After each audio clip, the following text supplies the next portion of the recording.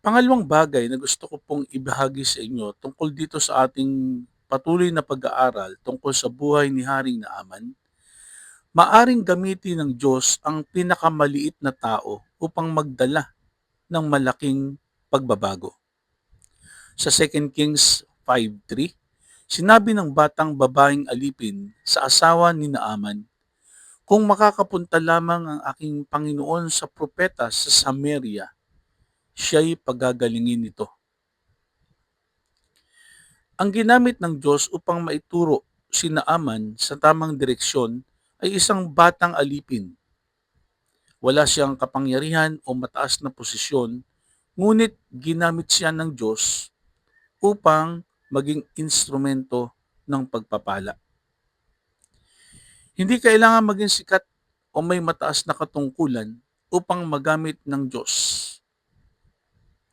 Ang simpleng pagbabahagi ng mabuting salita, panalangin o patotoo ay maaaring magdala ng pagbabago sa buhay ng iba.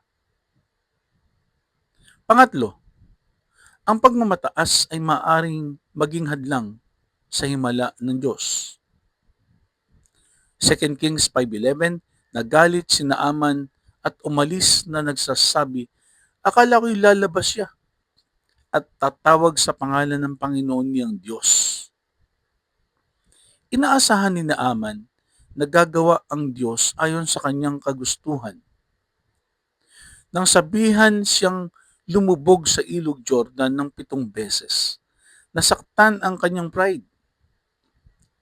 Madalas gusto rin nating ang Diyos ay kumilos ayon sa ating plano at hindi ayon sa plano o paraan ng Diyos. Kapag ang sagot ng Diyos ay hindi ayon sa ating inaasahan, kailangan pa rin nating magtiwala.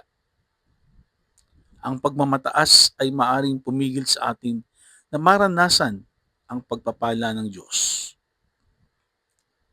Pang-apat, ang pagsunod ay nagbubukas ng daan sa pagpapala.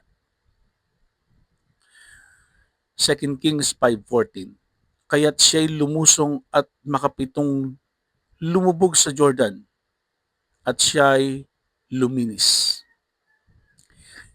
Hindi gumaling si Naaman dahil sa ilog mismo, kundi dahil sumunod siya sa utos ng Diyos. Ang himala ay dumating pagkatapos ng kanyang pagsunod. May mga pagkakataong hinihingi ng Diyos ang simpleng pagsunod, pagpapatawad, panalangin, pagtitiwala o pagtalikod sa kasalanan. Kapag tayo ay sumusunod, mas nakikita natin ang kanyang pagkilos sa ating buhay. Abangan po ang part 3 ng ating pag-aaral. To God be the glory. God bless.